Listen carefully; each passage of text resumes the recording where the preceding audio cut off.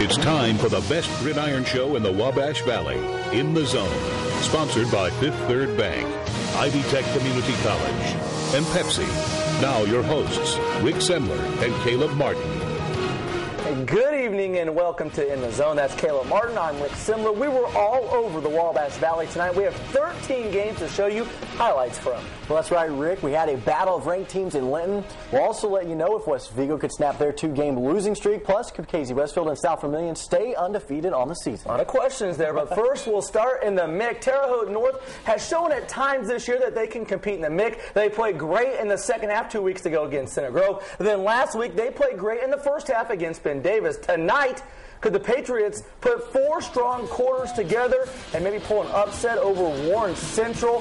The Patriots driving early. Chris O'Leary back to pass. He'll go deep down the right side and find Sidney Moore. He's knocked out of bounds after a 36-yard gain. O'Leary will then go to work with his legs, rolls to his right. Nobody open, so he cuts back the other way. Great blocking, including a big one by center David Knight. That had to hurt. 15-yard gain, but the drive would stall, and North would have to punt.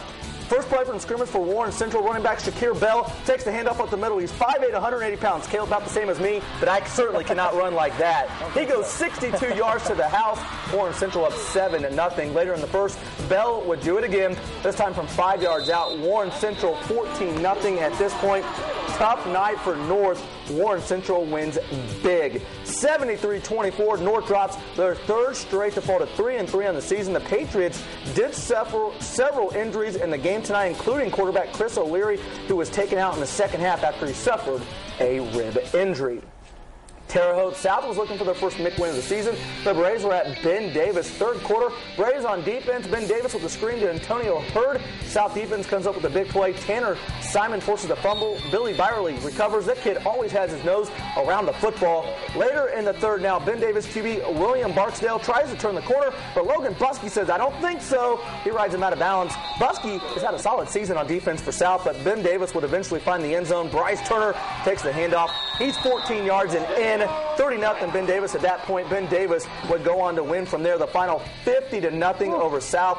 The Braves fall to 1-5 on the season.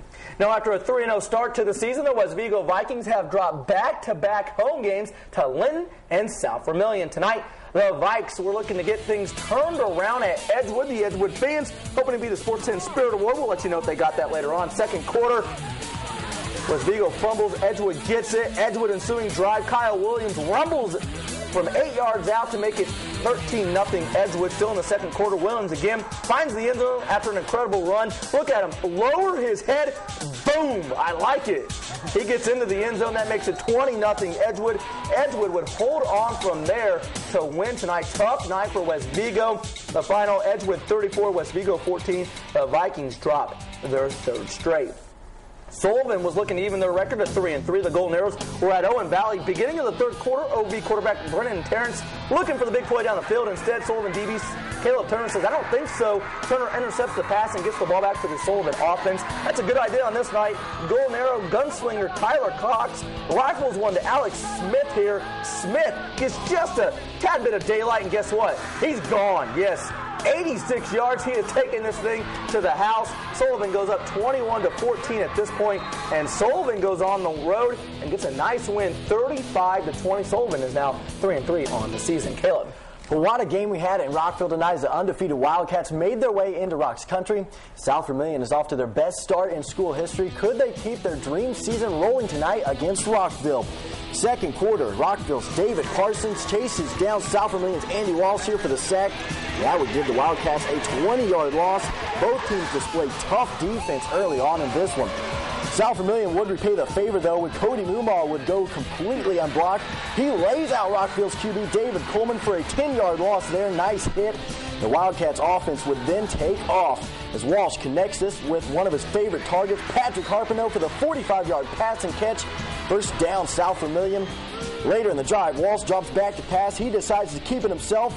And boy, does he have a lot of room in front of him. He takes it 30 yards before he is finally brought down there by Tyler Bradburn. And that would set up this 20-yard touchdown strike from Walsh to a familiar set of hands, none other than Patrick Harpino. He stumbles into the end zone, giving South Vermillion a 13-0 lead going into halftime. Wildcats would still pour it on in the second half as they beat Rockville 20-2. Impressive win there. South Vermillion improves to 6-0 on the season. Riverton Park was looking to pick up their second win of the season tonight against winless Turkey Run Warriors. First quarter, Riverton Park's Jeremy Helton takes the handoff on the second play of the game, and he is gone as he shakes off defenders with a 60-yard touchdown run. RP takes the early 7-0 lead. Helton would be a familiar name in this one as Jeremy's brother Josh Helton takes the handoff here. He busted up the gut to give the Panthers a 14-0 lead in the first quarter. They would go on to roll in this one, beating Turkey Run 33-7.